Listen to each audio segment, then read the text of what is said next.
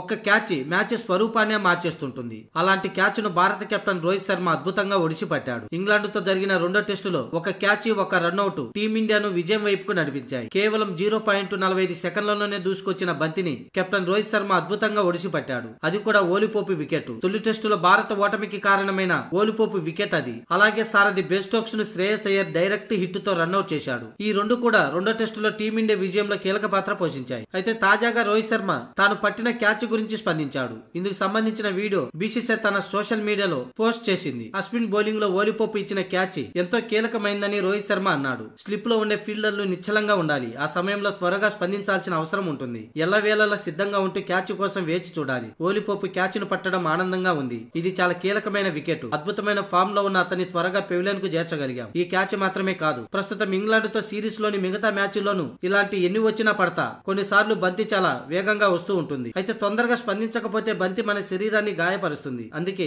మన చేతులు సరైన సమయానికి సరైన ప్రదేశంలో ఉంచాలని, అప్పుడే స్లిప్ లో అద్భుతమైన క్యాచ్లు ఒడిసి పట్టవచ్చని రోహిత్ శర్మ చెప్పుకొచ్చాడు. కాగా ఇంగ్లాండ్ తో మిగతా 3 టెస్టులకు భారత జట్టును ప్రకటించేందుకు మేనేజ్మెంట్ కసరత్తులు చేస్తుంది. విరాట్ కోహ్లీ, కేఎల్ రాహుల్ వస్తే ఎవరిని పక్కన పెడతారనేది ఆసక్తికరంగా మారింది. అలాగే స్క్వాడ్ ను అనౌన్స్ చేస్తే స్టార్ పేసర్ జస్ప్రీత్ బుమ్రాకి విశ్రాంతిని ఇస్తారా లేదా అనేది తెలిసిపోతుంది.